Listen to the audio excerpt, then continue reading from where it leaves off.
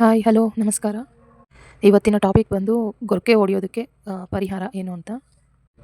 ಅದಕ್ಕೂ ಮೊದಲು ಗೊರಕೆ ಹೇಗೆ ಬರುತ್ತೆ, ಅದಕ್ಕೆ ಕಾರಣ ಏನು ಅಂತ ತಿಳಿಯೋಣ ಬನ್ನಿ. ಹೆಣ್ಣು ಅಥವಾ ಪುರುಷರಲ್ಲಿ ಗೊರಕೆ ಕಾರಣಗಳು ಯಾವ್ಯಾವು ಅಂತ ನೋಡೋಣ.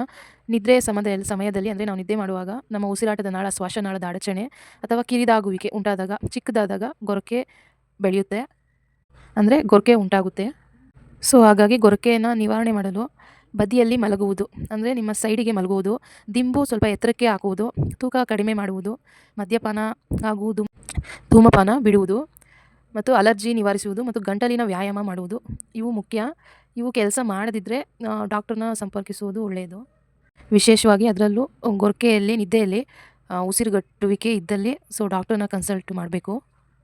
ರಾತ್ರಿ ಮಲಗೋಕ್ಕೂ ಮುಂಚೆ ಸ್ವಲ್ಪ ಏಲಕ್ಕಿ ಪುಡಿನ ನೀರಿನಲ್ಲಿ ಬೆರೆಸಿ ಕುಡಿಯೋದ್ರಿಂದ ಗೊರಕೆ ಪ್ರಮಾಣ ಕಮ್ಮಿ ಆಗುತ್ತೆ. ಹಾಗೂ ಯೋಗವನ್ನು ಕೂಡ ಮಾಡ್ಬೋದು. ಪ್ರಾಣಾಯಾಮ ಮತ್ತು ಭ್ರಮರಿ ಯೋಗಾಸನಗಳನ್ನು ಮಾಡ್ಬೋದು. ಅಥವಾ ದಿನಕ್ಕೆ 2 ಬಾರಿ ಶುಂಠಿ ಮತ್ತು ಜೇನುತುಪ್ಪ ಟೀ ಮಾಡಿಕೊಂಡು ಕುಡಿಯೋದ್ರಿಂದ ನಿದ್ರೆ ವೇಳೆ ಗೊರಕೆ ಸಮಸ್ಯೆಯನ್ನು ಹೋಗಲಾಡಿಸಬಹುದು. ನನ್ನ ಮಾಹಿತಿ ಇಷ್ಟವಾಗಿದ್ದಲ್ಲಿ ದಯಮಾಡಿ ನನ್ನ ಚಾನೆಲ್ನ ಸಬ್ಸ್ಕ್ರೈಬ್ ಮಾಡ್ಕೊಳ್ಳಿ, ಲೈಕ್ ಮಾಡಿ ಹಾಗೂ ಶೇರ್ ಮಾಡಿ. Thank you.